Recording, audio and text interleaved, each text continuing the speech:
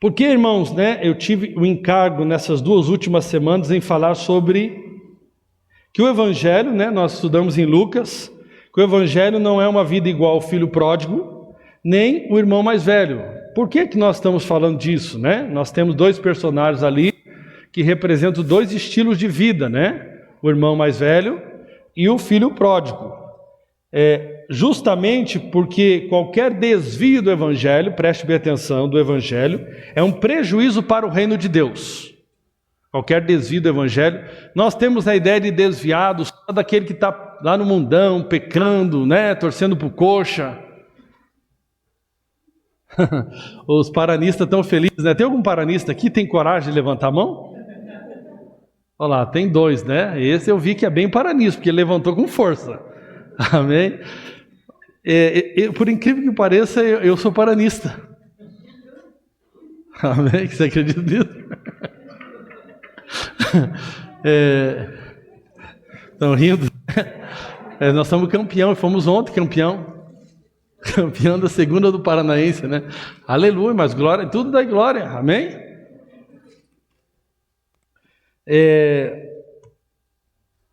Então, qualquer desvio do Evangelho, então o desvio do Evangelho não é só alguém que está lá moralmente pecando. Isso é fácil de identificar, né? O problema é mais difícil muitas vezes de identificar o irmão mais velho, que é aquele que fica na casa, faz até algumas coisas certas, mas com a motivação errada. Talvez você está aqui entre nós e você tem vivido como irmão mais velho, mas você não se considera desviado do Evangelho. E você olha para as outras pessoas e enxerga elas como desviadas do Evangelho.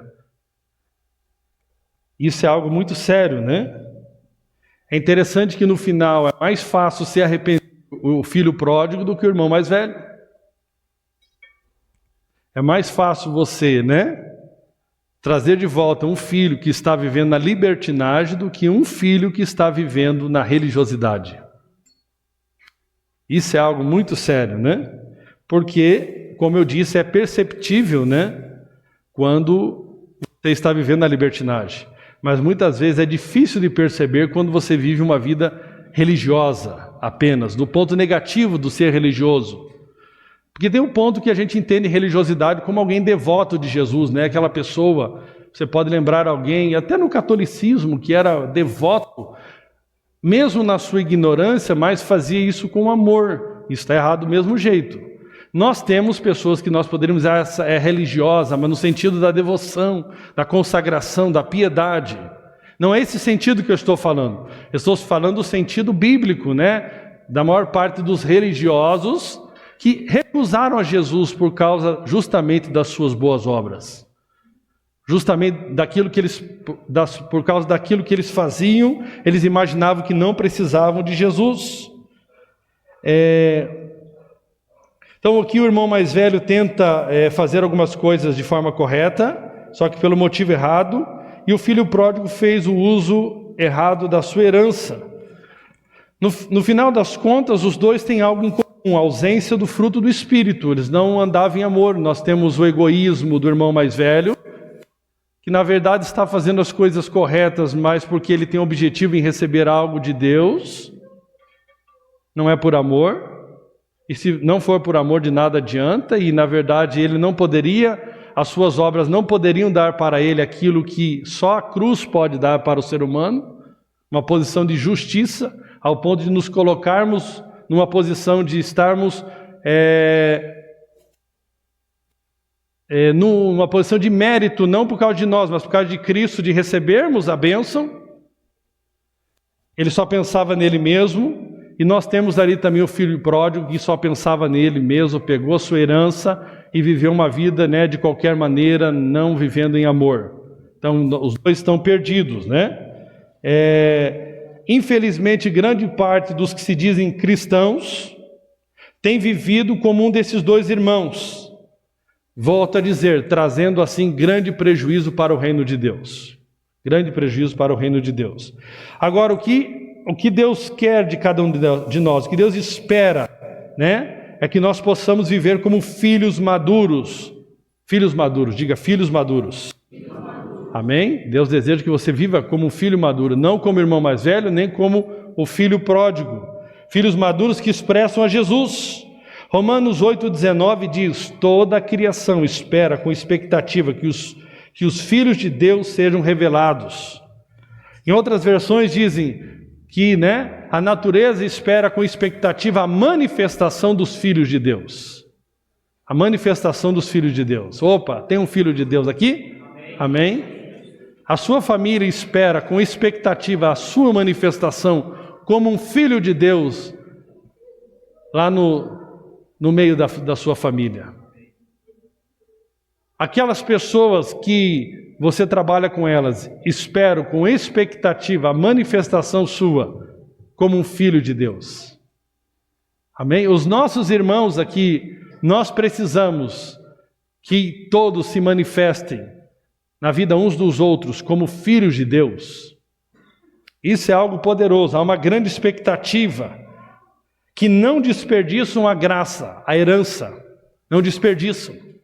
Amém? A herança está à disposição, e a herança não estou falando de uma visão materialista apenas, estou falando de todas as possibilidades que a graça de Deus nos dá. Entre elas, na semana passada eu falei do perdão. Você recebeu o perdão de Deus de forma imerecida, e agora Deus espera que você, não só Deus espera, mas as pessoas precisam que você dê o perdão de maneira imerecida. Você não pode querer o perdão de Deus apenas para você, e quando as pessoas precisam do perdão do seu perdão, você retém o perdão, você está desperdiçando a graça. Assim como nós fomos perdoados, nós precisamos então agora viver um estilo de vida de perdão.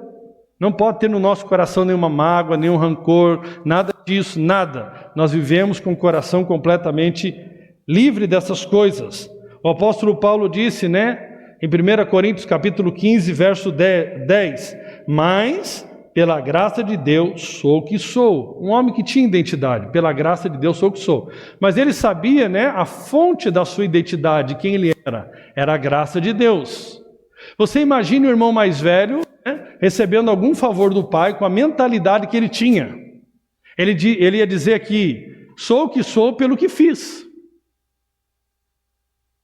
Sou o que sou pela obediência minha. Sou o que sou porque eu fiz por merecer. É a mentalidade comum da sociedade, Tudo nós conquistamos pela disciplina, tudo nós conquistamos pelo esforço. E você muitas vezes é levado a ter um relacionamento com Deus e com a vida baseado nisso. Outros podem viver baseado no quê? Na expectativa do favor de Deus. Senhor, eu quero viver muito além daquilo que as minhas possibilidades humanas poderiam me conceder. Eu quero viver debaixo do seu favor imerecido. Isso é algo muito mais poderoso do que viver baseado apenas nos seus méritos. Quando você é alguém que tem fragilidade até na sua disciplina, em outras coisas, não que isso seja bom, você vai entender mais fácil a graça de Deus. O mais difícil é aquela pessoa, disciplinada, que tem um bom esforço próprio e que já até conseguiu conquistar algumas coisas. Mas certamente, meus irmãos, vai chegar um dia da sua vida que você vai ver que todo o seu esforço e toda a sua capacidade não será suficiente para resolver alguma coisa na sua vida.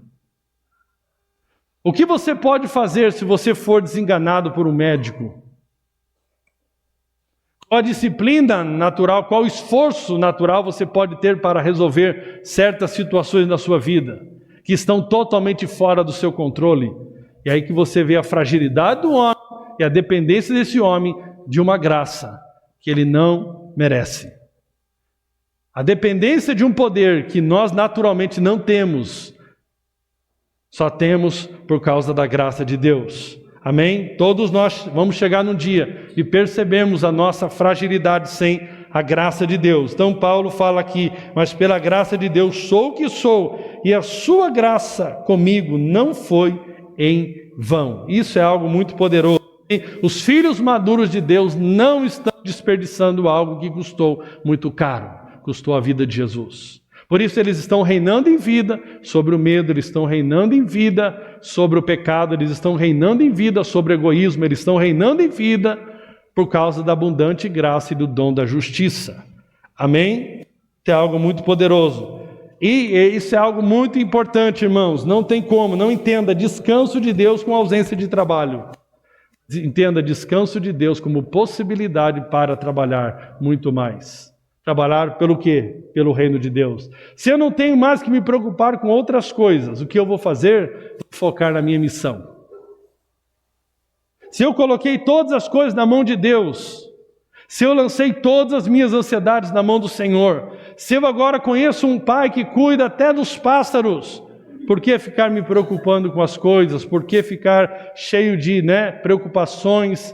Por que ficar ali me debatendo para ter êxito na minha vida, sendo que agora eu sei que eu tenho a graça capacitadora, tenho o Espírito Santo, então eu posso fazer aquilo que eu dizer que é cumprir a minha missão. Isso vai exigir o quê? Trabalho na missão. Portanto, trabalhei mais do que todos eles. Contudo, não eu, mas a graça de Deus comigo. Amém? Ele ensina sempre a devolver o mérito a Deus.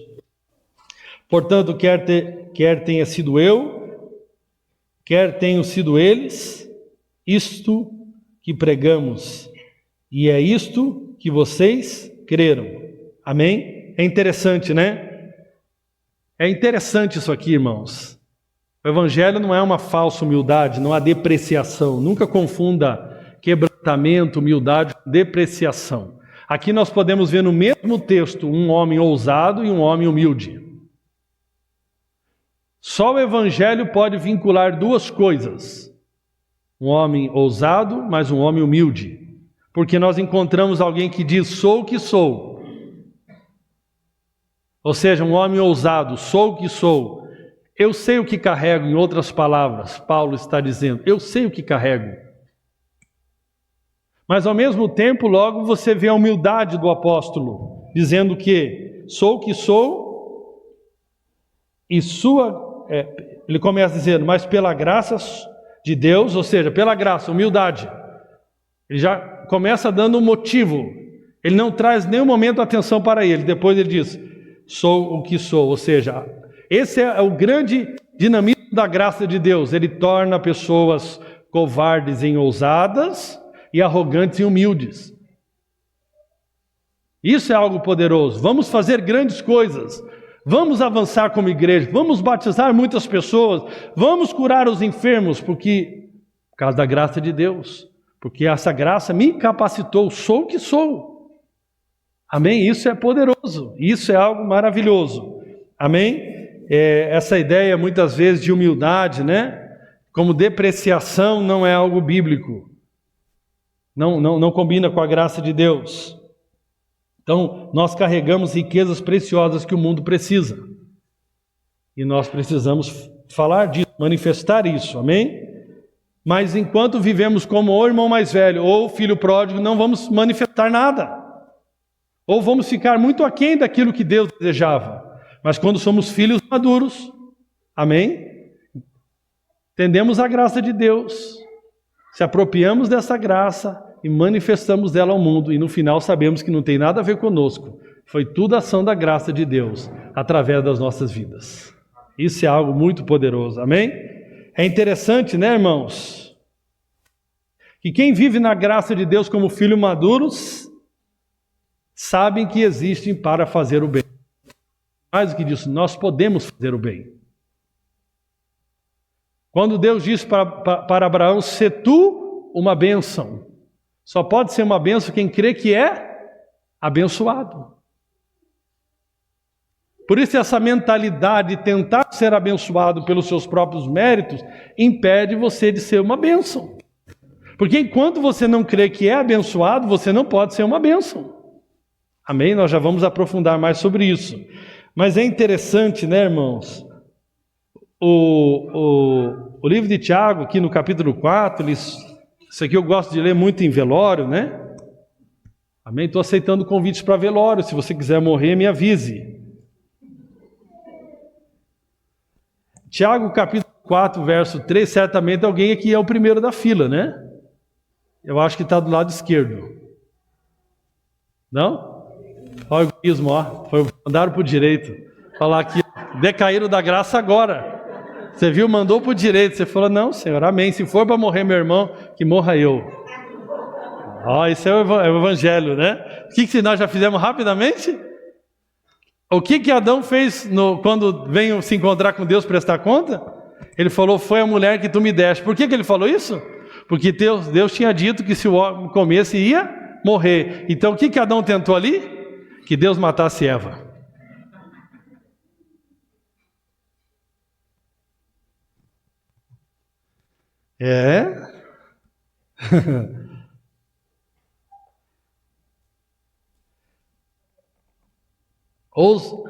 Tiago 4,13. Ouçam agora vocês que dizem, hoje ou amanhã iremos a essa cidade, que passaremos um ano lá, faremos negócio, ganhamos... Acharam engraçado, né? Aí beleza, verso 16. Agora, porém, vocês se vangloriam das suas pretensões.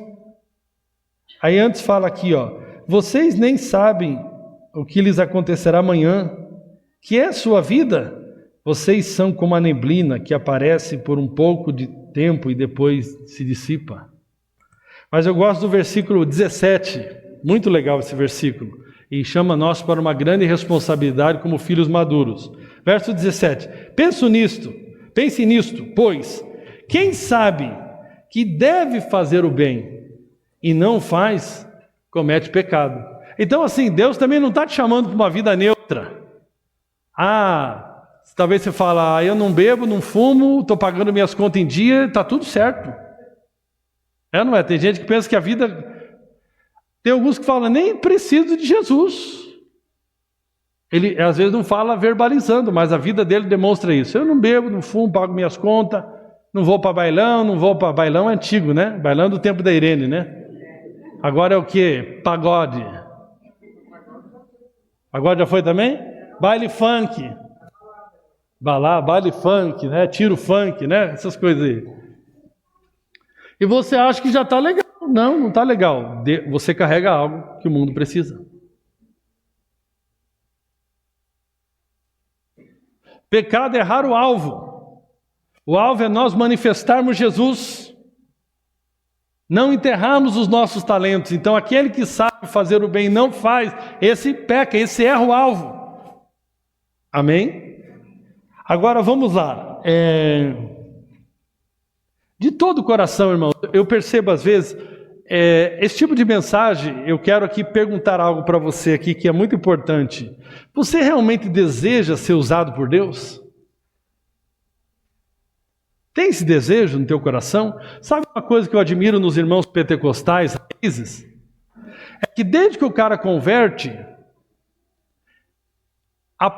é plantado no coração dele um desejo de ser usado por Deus. Evidentemente que eu já estive lá e sei que muitos fazem isso por vanglória, porque é muito expulsar um demônio, curar um enfermo, aquilo as pessoas começam a falar, nossa, como você é usado por Deus. Mas se você entender a graça de Deus, isso você está blindado disso. Porque nós aprendemos aqui que ela nos torna tanto humildes quanto ousados. Mas há no teu coração mesmo, preste atenção nessa pergunta, ela é muito séria. Jovem que está aqui, senhora, há no teu coração realmente um desejo de ser usado por Deus? Poderosamente?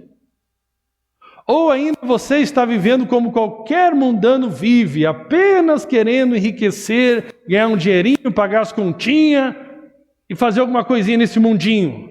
E o maior feito que você fez na sua vida, talvez, foi conseguir financiar uma casa, um apartamento da Caixa Econômica. E você se considera um vencedor, que agora você trocou de carro. Tudo isso é legal, né? Reformar a casa, comprar um apartamento, tudo isso é legal. Mas isso não é o propósito de Deus. Você não vê Jesus vivendo por isso, você não vê Paulo vivendo por isso, você não vê nenhum cristão que nós devemos imitar a fé, viver por isso. Isso é nada. Se você for falar que viver uma vida significante, que você agora vive no de Deus, é filho de Deus, e que você conseguiu comprar uma casa parcelada, o Silvio Santos vai falar, então eu não preciso de Deus. É muito mais do que isso. Nós carregamos algo que o mundo precisa. Certa vez eu vi uma pessoa ministrando e depois, graças a Deus, eu ministrei e acabei com toda a ministração dele. Porque ele disse na palavra, falando, você precisa ficar rico de dinheiro? Porque se você não ficar rico, como que você vai pregar a palavra? Imagine como você vai pregar a palavra se você vai para o teu trabalho de ônibus. Eu fiquei pensando, onde esse cara está?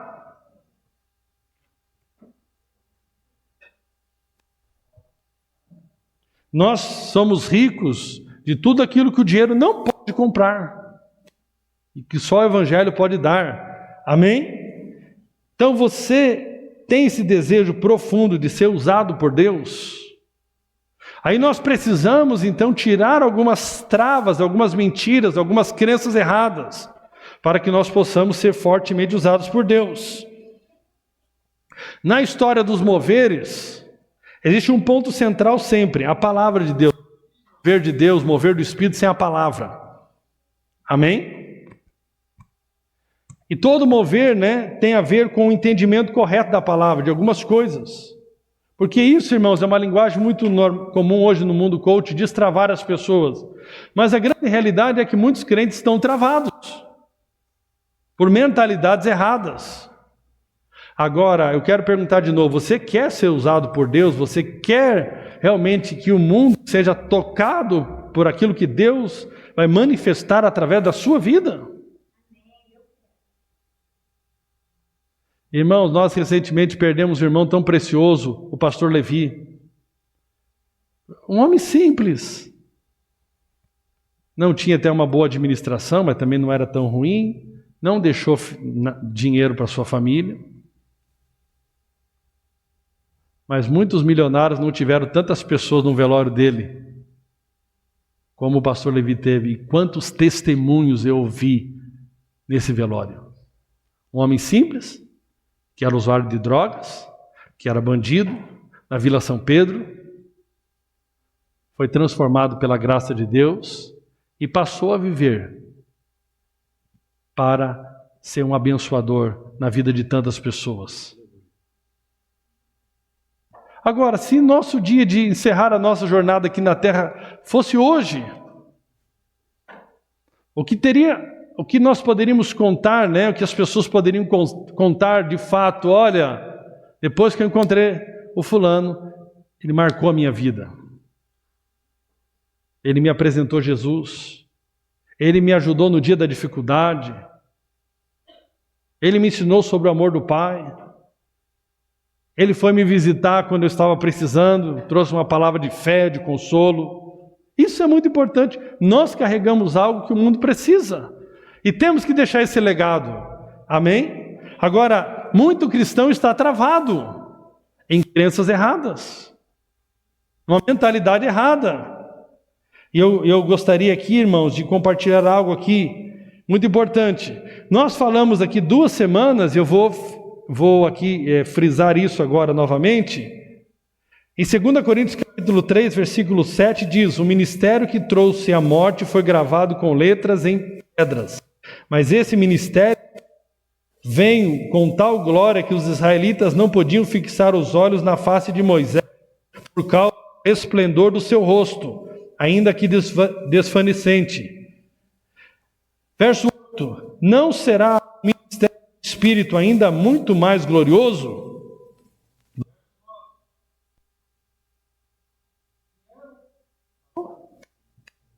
Vou para o outro. Tá falhando, né? Som. Verso 9. Se era glorioso o ministério que trouxe condenação, preste bem atenção. Se era glorioso o ministério que trouxe condenação, quanto mais glorioso será o ministério que produz justiça. Muito mais glorioso. Amém? Então, preste bem atenção aqui. Nós temos aqui o ministério que foi glorioso, mas é o ministério chamado a condenação, que é representado pelo ministério de Moisés, que é a velha aliança. Nós temos o ministério do Espírito, amém?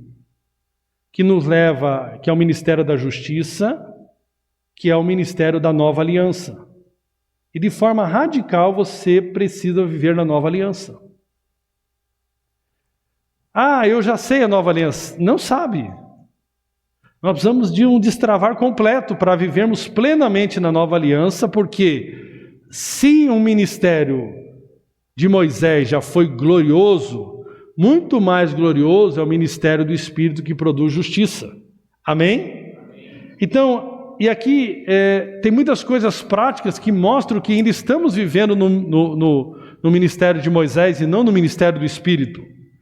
E um ponto aqui importante, né, que Deus falou comigo, que Ele falou 3 pontos importantes comigo essa semana, né, muito importante. Nós precisamos eliminar a cultura do intermediário. Eu poderia chamar essa cultura do intermediário, ela tem um motivo. Nós temos que eliminar a cultura do medo. Porque se eu pedir para você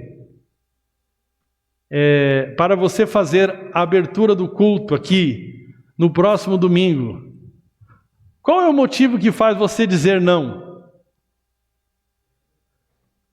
Medo, vergonha, sentimento de desqualificação. Quem ganha desqualificando os crentes? É o reino de Deus ou é o diabo?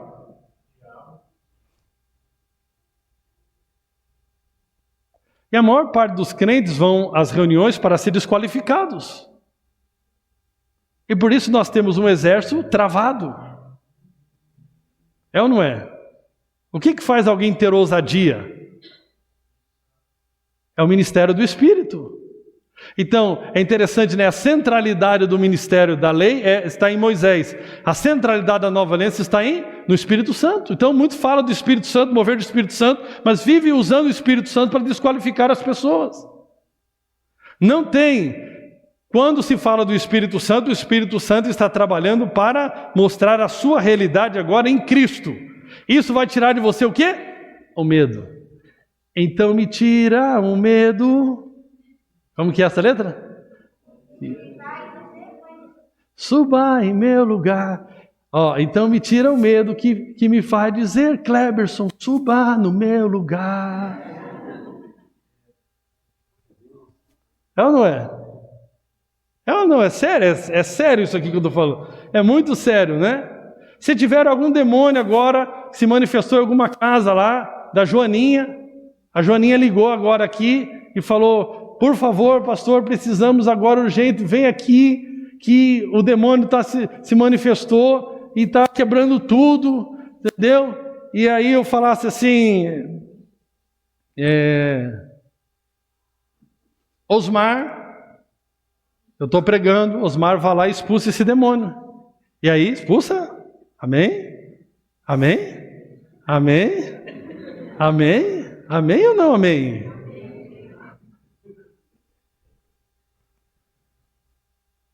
Joseph, por favor, vá lá agora para mim.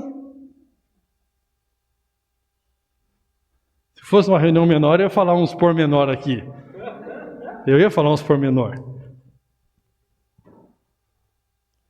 Abra sua Bíblia em Êxodo 19.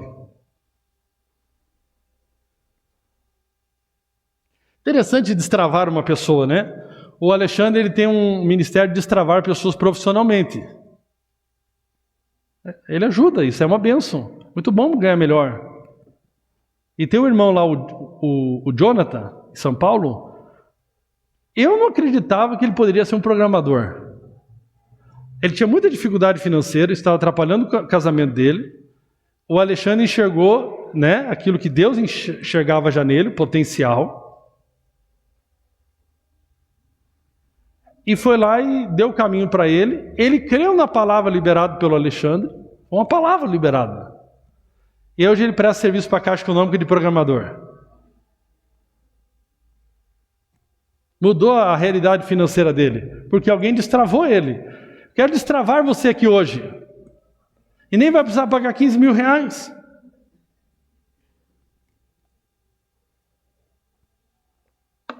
Êxodo 19. Queria pedir para nossas micro-igrejas talvez estudar esse assunto lá, né? Vocês têm a liberdade de estudar temas, mas você tem que perceber o que Deus está movendo, né? Para a gente poder...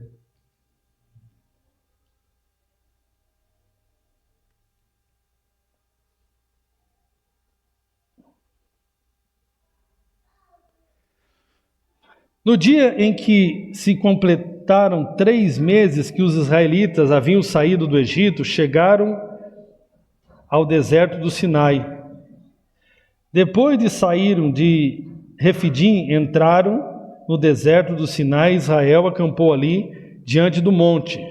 Logo, Moisés subiu o monte para encontrar-se com Deus. E o Senhor o chamou do monte, dizendo: diga o seguinte aos descendentes de Jacó e declara aos israelitas: vocês viram o que fiz ao Egito e como os transportei sobre asas de águias e os trouxe para junto de mim. Agora, aqui a pegadinha aqui, Agora, versículo 5. Se me obedecerem fielmente e guardarem a minha aliança, vocês serão meu tesouro pessoal dentre todas as nações, embora toda a terra seja minha. Aqui tem o C, né? Se vocês serão para mim um reino de sacerdotes e uma nação santa. O que nós somos na nova aliança? Essas são palavras que você dirá aos israelitas. Moisés voltou, convocou as autoridades do povo e lhes expôs tudo o que o Senhor havia lhe mandado falar. Verso 8. E o povo todo respondeu unânime: faremos tudo o que o Senhor ordenou.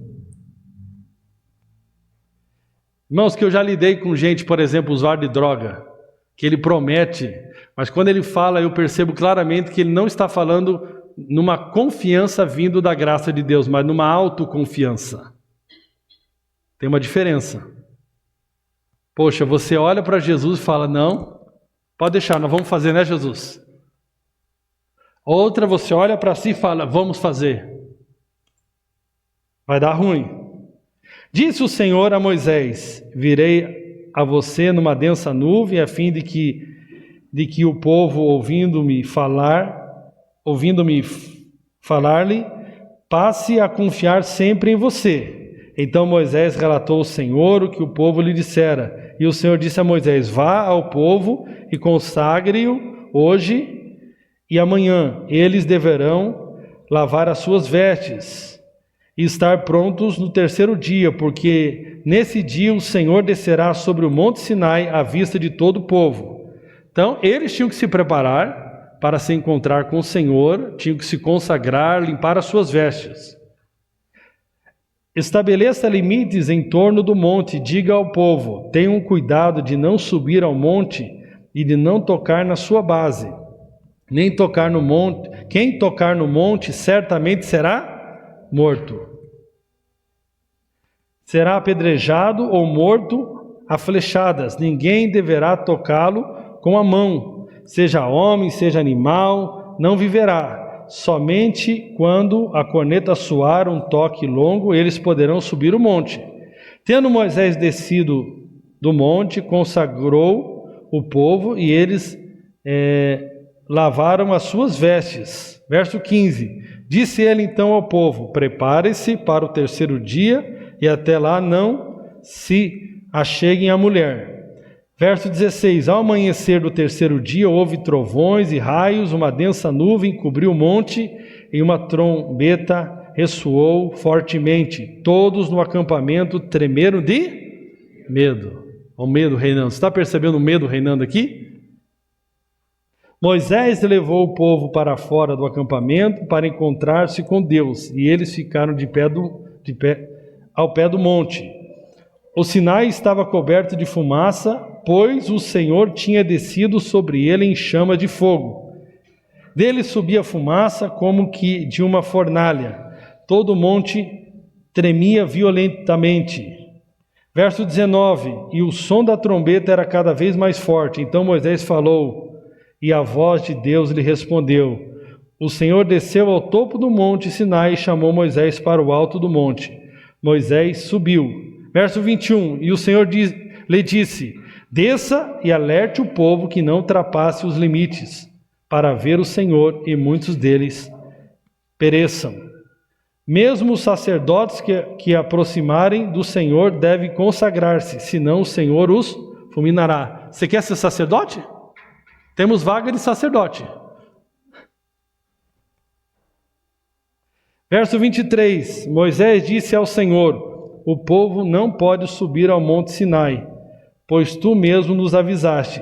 Estabeleça um limite em torno do monte e declare santo.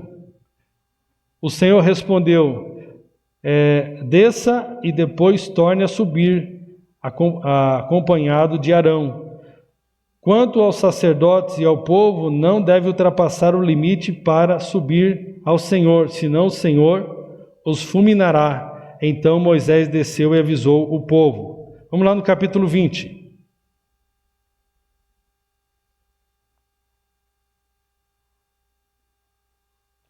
Aqui nós temos os 10 mandamentos, amém? Eu vou adiantar um pouquinho a leitura aqui. Vamos lá mais perto Vamos lá para o versículo 18. Aqui tem, até o versículo aqui 17, tem os 10 mandamentos. Vendo-se o povo diante dos trovões e dos relâmpagos, e do som da trombeta e do monte fumegante, todos tremeram assustados. Olha aqui o medo. Ficaram à distância e disseram a Moisés: fala tu mesmo conosco e ouviremos, mas que Deus não fale conosco, para que não morramos. Moisés disse ao povo: não tenham medo. Puxa, é que é difícil, né? Não tenham medo. Deus veio prová-los para que o temor de Deus esteja em vocês e o livre de pecar. Mas o povo permaneceu à distância, ao passo que Moisés aproximou-se da nuvem escura em que Deus se encontrava. Então aqui, irmãos, vamos lá.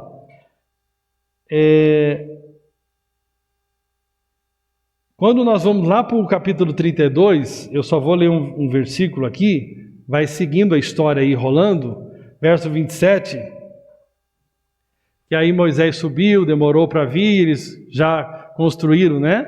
Já começou a idolatria lá e a coisa foi pegando. Qual que foi o resultado? Eles dependiam agora da sua obediência. Deus fez uma proposta, ó: se vocês obedecerem fielmente, vocês serão a minha nação. Mas se não obedecerem, vão morrer. E o que aconteceu no capítulo 32? Declarou-lhes também: assim diz o Senhor, o Deus de Israel: pegue cada um sua espada, percorra o acampamento de tenda em tenda e mate o seu irmão, o seu amigo e o seu vizinho. Versículo 28. Fizeram os levitas conforme Moisés ordenou, e naquele dia morreram cerca de 3.000 dentre o povo. Agora, essa era a realidade na velha aliança. Quem queria chegar perto de Deus? Então me tira o medo, que me faz dizer: Moisés, suba em meu lugar. Como tirar o medo, de ficar terceirizando o cumprimento da missão para outros, quando nós passamos a viver pela nova aliança? No versículo, em Hebreus capítulo 10, versículo 20, fala o seguinte: por um novo e vivo caminho ele nos abriu por meio do véu, isto é, do seu corpo. Versículo 21. Temos, pois, um grande sacerdote sobre a casa de Deus. Sendo assim, aproximemo-nos de Deus com coração sincero e plena convicção do quê? De fé. Ô glória! Tendo os corações aspergidos para nos purificar de uma consciência culpada. E tendo os nossos corpos lavados com a água pura, apeguemo-nos com firmeza à esperança que professamos, pois aquele que prometeu é fiel. Amém?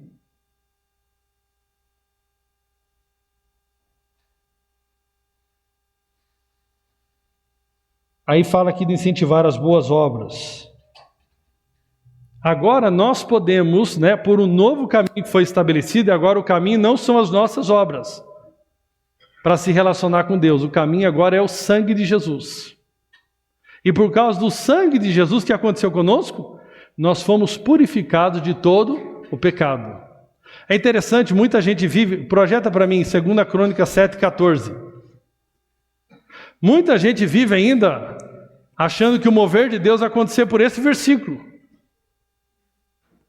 Se o meu povo, que se chama pelo meu nome, se humilhar e orar e buscar a minha face, se afastar dos seus maus caminhos. Isso é o quê? Isso é velha aliança.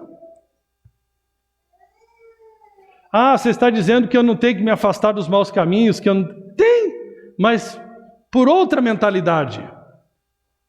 Não para, e sim por quê? Aí aqui, era sempre o seguinte, o homem faz... E Deus então responde. Agora é diferente. Deus fez e o homem responde o que Deus fez. Nova aliança. Amém? E aí o texto diz o quê? Dos céus eu virei. Ou seja, tinha uma condição para Deus ouvir. Hoje a condição para Deus ouvir é você crer no Filho. Amém? Por isso eu posso entrar, tem tantos versículos, eu poderia separar muitos versículos, você já ouviu várias vezes. Como que eu posso entrar com ousadia no Santo dos Santos? Por causa do quê? Você está entendendo por que está falando isso? Porque na antiga aliança eles não tinham ousadia para entrar. Porque dependia deles. Eles eram cheios de medo. Agora, por que eu posso entrar? Porque depende do sangue.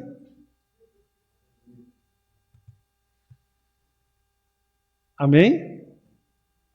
Irmãos, eu poderia falar coisas que chocariam assim tremendamente sua vida e sua religiosidade. Por isso eu falo para você, o pecado sempre é ruim. Na semana passada eu ia falar sobre um tópico, Mesmo o pai amando o filho pródigo, ele não pôde poupar o filho pródigo das consequências. Mas isso tem nada a ver com o pai. Isso tem a ver com a ignorância do filho pródigo. Uma escolha que ele fez errado, porque o pecado continua destruindo. Está entendendo? Mas não coloque a culpa em Deus. É o pecado que destrói. Deus liberta do pecado. O pecado continua destruindo. Você pode ser perdoado e viver uma vida destrutiva. Você está entendendo? Mas não coloque a responsabilidade, Deus fez isso comigo. Não, o pecado fez isso com você porque você foi ignorante. O amor de Deus sempre está disponível, mas você está escolhendo a parte errada. Ontem eu falando com uma pessoa à noite, Ela me falou, eu falei sobre isso com ela. Eu falei assim, santidade é proteção. É proteção para quem? Para nós. Agora, a santidade hoje não é uma condição para Deus nos ouvir. Deus nos ouve só por causa do sangue. E eu quero dizer para você, se você aprender essa parte, sabia que tem muita gente que aprendeu essa parte, ele é usado por Deus, mas ele no final das contas vai ser reprovado no tribunal de Cristo no aspecto do galardão. Por quê? Deixa eu falar para você. Se você aprender a andar pela fé, mesmo que você não tenha um bom comportamento, você vai ter grandes resultados.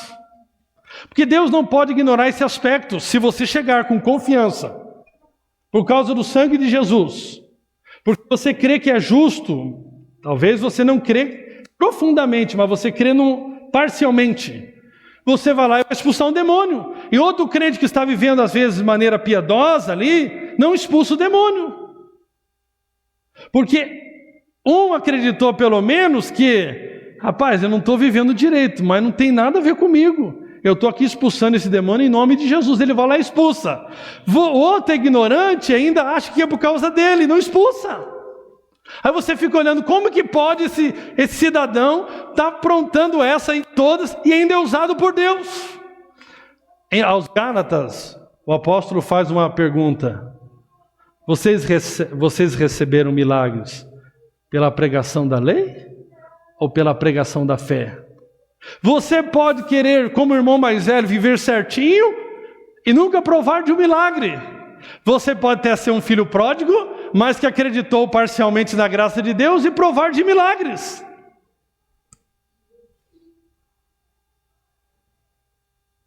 Você está entendendo?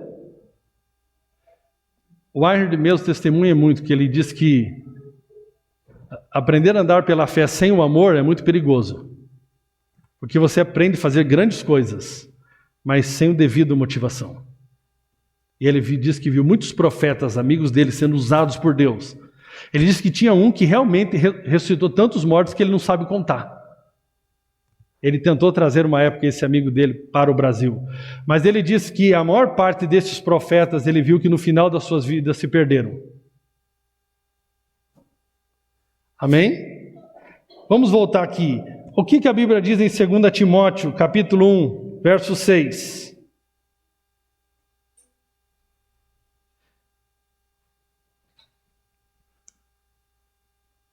Por essa razão, torno a lembrar-lhe que mantenham viva a chama do dom de Deus que está em você mediante a imposição das minhas mãos. Verso 7, olha lá. Pois Deus não nos deu espírito de covardia, mas de poder, de amor e de equilíbrio.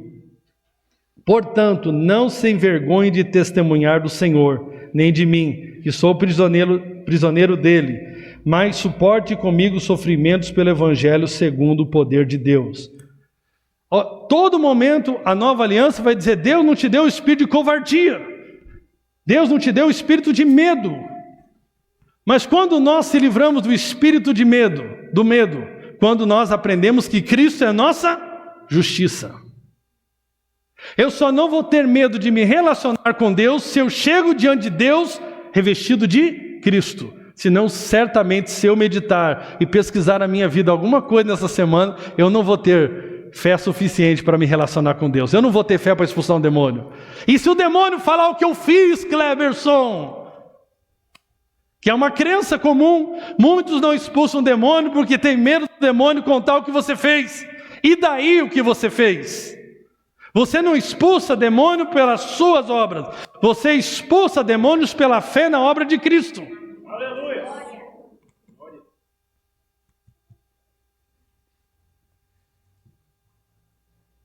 Amém? Olha agora outro texto aqui. Você está entendendo que o ministério do Espírito é o ministério que nos tira do medo. Ele tira do medo. Capítulo 8, versículo 14. Porque todos os que são guiados pelo Espírito de Deus são filhos de Deus. Verso 15, vamos lá, 1, 2, 3, vamos lá. Não, nós estamos em outra Bíblia, em outro livro já, Romanos 8, 15. Isso, a Maia é uma boa igreja, amém? Romanos 8, 15. 1, 2, 3, valendo.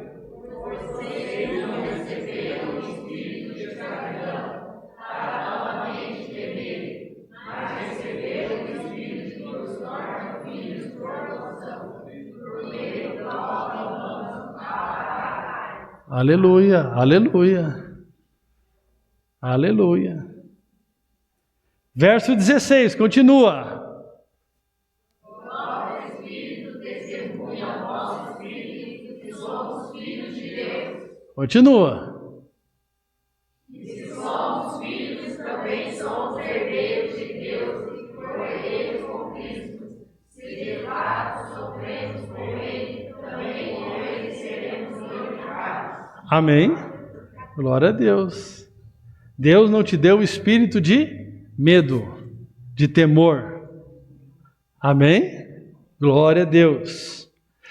Você acha que aqueles que vivem sobre a mentalidade de Moisés vão chamar Deus de paizinho, Abba Pai, paizinho amado? Que intimidade é essa? Você percebe, infelizmente, na oração daqueles que vivem na mentalidade de Moisés, eles começam uma oração sempre muito protocolar e muito distante de um relacionamento de intimidade, porque o relacionamento da antiga aliança não produz intimidade com Deus, ao ponto de você falar paizinho amado. Salmos 30, verso 5 diz: porque a sua ira só dura um instante, mas o seu interesse e cuidado por nós dura a vida toda. O choro pode durar a noite toda, mas de manhã ele nos devolve alegria. Deve ser outra versão, porque a ira, acho que está na mesma versão. Ok, irmãos, sabe qual instante que a ira de Deus durou sobre nós, especialmente? Na cruz. Eu estou falando aqui de filhos. Quem está debaixo da cobertura de Cristo, e aí é outra crença, né? Essa crença de cobertura espiritual é muito, muito ruim. Como se o pastor fosse a cobertura espiritual das ovelhas. Pastor nenhum é a cobertura da ovelha. A cobertura das ovelhas é Jesus. Diga, minha cobertura é Jesus. Tem pessoas que acreditam que quando alguma coisa está dando errado na sua vida é porque alguma coisa errada com a sua cobertura.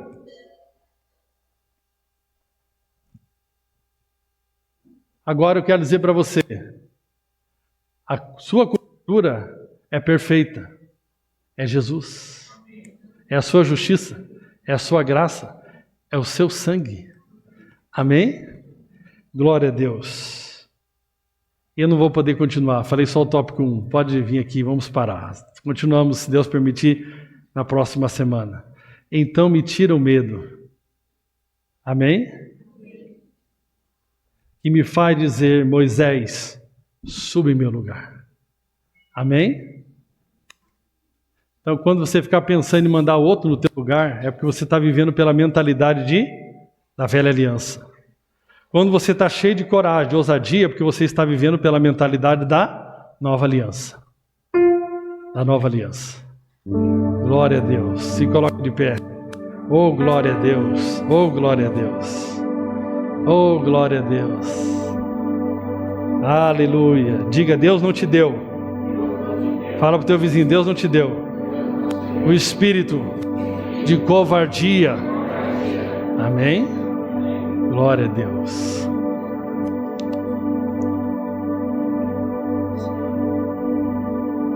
Já viu alguém contando um testemunho meio doido assim? O Tiago Fiuza que conta esses testemunhos, né? O irmão lá nosso no Rio de Janeiro, pastor hoje lá, uma bênção.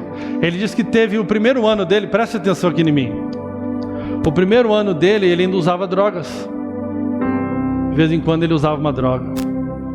E é bom usar droga? Não. Destrói o corpo? Destrói. É ruim para a família? É ruim para a família. Estou falando que é bom? Não, eu também não uso, tá? Só para você ficar tranquilo.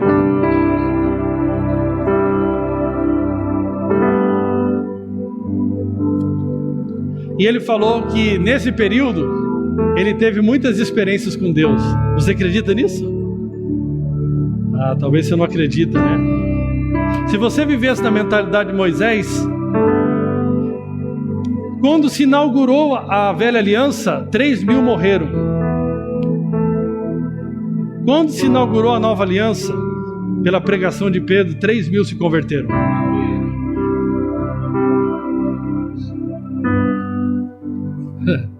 Porque um traz condenação, o outro traz justiça. E ele foi tendo experiência com Deus. E ele foi focando em Jesus. Ele foi focando em Jesus. Ele foi focando na bondade de Jesus. E sabe o que aconteceu?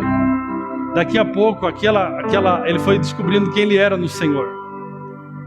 Que ele era justo, que ele era santo, que ele era amado, que ele era perdoado, que agora ele tinha um pai. Sabe o que foi acontecendo?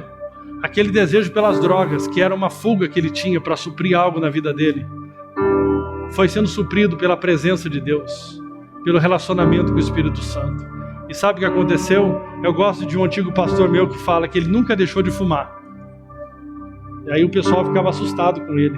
Ele fala, é o cigarro que não aguentou mais ficar em mim.